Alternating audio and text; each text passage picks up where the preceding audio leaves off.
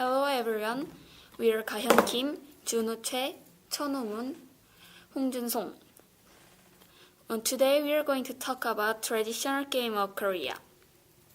First, I will introduce Taekwondo, and then Junho will talk about archery. After, Chonho will explain Baduk. Finally, Hyunjun will introduce Serum. The origin of Taekwondo is karate. Karate of Japan has been passed over to Korea and combined with Taekwondo, which is also traditional Korean martial art. After many revisions, it became Taekwondo. Even though Taekwondo is originated in karate, there are two major differences. One of them is main action and the other is tendency. Let's first look at karate. Main action of karate is hand motion, which has very aggressive tendency. In contrast, the main action of Taekwondo is kicking, and it has a tendency to avoid and defend. Because there was a lot of interest, Taekwondo could become a martial art. As you can see in this picture, a lot of people gathered and were watching two men playing Taekwondo. It shows that Taekwondo was one of the most popular games in Joseon Dynasty. Despite this popularity, many people think that Taekwondo is just a game or sport which is useless for keeping one's body. But it's a bias. The folding motion before kicking allows the person to kick quickly. Also, spinning back kick and heel kick are one of the most powerful kick in the sports. If you mix the two techniques properly, you can make a quick and threatening attack.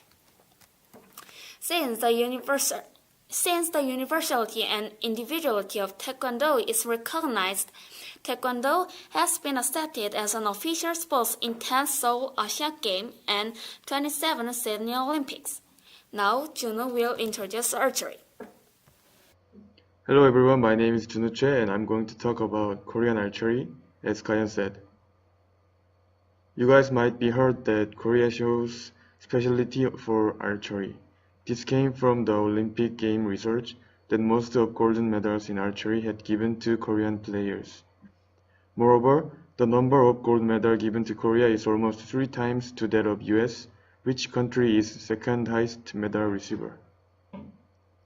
What makes Koreans to be special at archery? The answer is that Koreans have been handling bow since their ancestors. Let's look at the picture. In the picture, men are hunting animals with their bows. This picture had painted during Goguryeo age, and the time Goguryeo existed was during BC 37 years to AC 386 years. And the Goguryeo had a large territory covering some of China nowadays. Therefore, Goguryeo had frequent war with surrounded countries, and those wars helped the development in their archery. Even though we say the old history of archery makes us to be good at Olympic Games, Korean archery has some differences from Western archery. One is that Korean archery has fixed target distance of 145 meters, longer than the maximum target distance in Olympic Games. Next, Korean archery don't allow any sights unlike Olympic archery.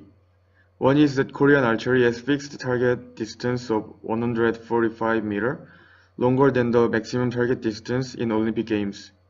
Next, Korean archery don't allow any sights unlike Olympic archery.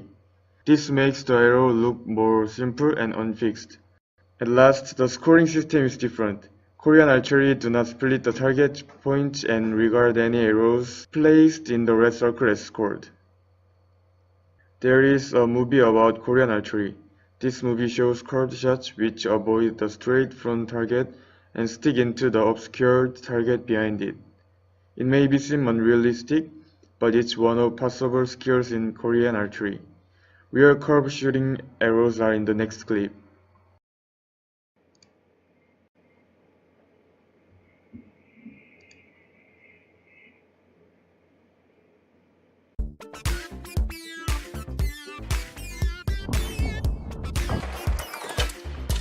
Arrow flight paths can be manipulated and can change direction within the air.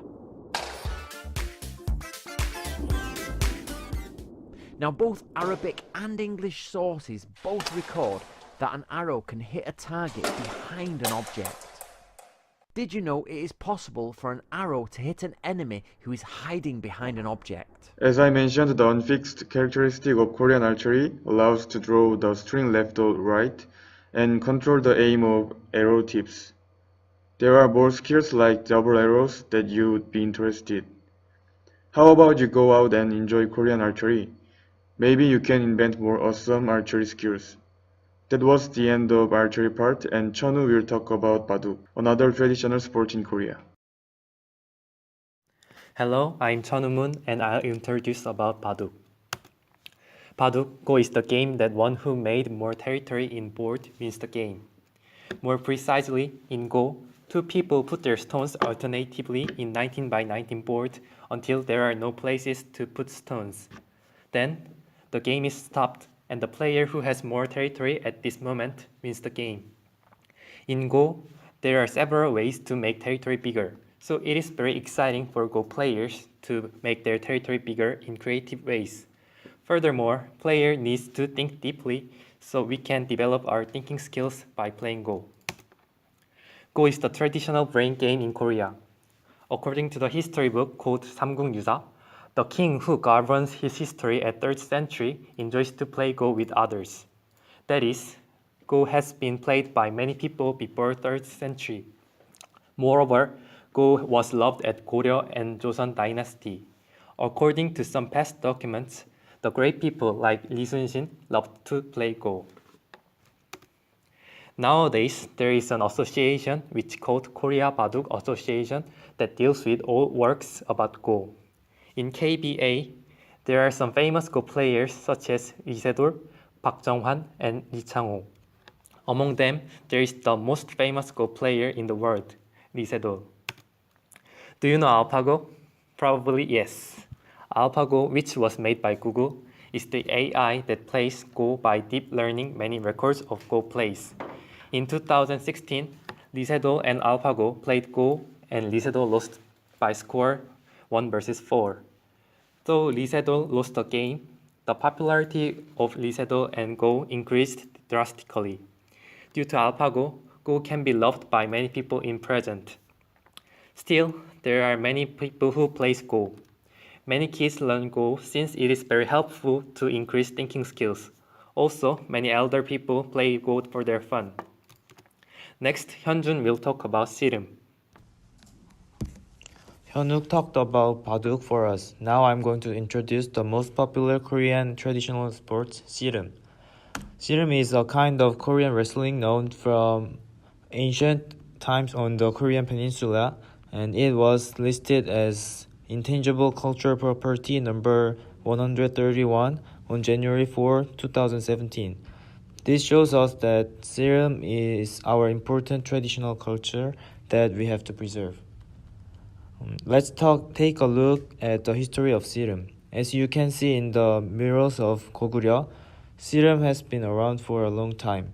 It was enjoyed by many people even during the Goryeo and Joseon dynasties and has become a favorite pastime for Koreans. There were many drawings that shows 씨름, and we can recognize that 씨름 has been loved for a long time. The rules of 씨름 are simple. When starting, players hold the opponent's belt named satba. You can use it to cast your opponent down. There are two colors of satba, red and blue. The referee also recognizes the player by looking at the color of satba. You win when your opponent touches the ground with any part of body except the soles of your feet. It's a very simple game, but the skills and psychological part of game cannot be ignored. 씨름 was the most loved sport among Koreans, and it was the most popular sport in the early 1990s. There were many star players like Kang Ho-dong, Lee Man-gi, who were still loved by many people. Star players of 씨름 were sponsored by many companies, and it also shows us the great popularity of 씨름. As has been so far, 씨름 will continue to be considered as most popular sports loved by Koreans. Thank you for listening our presentations.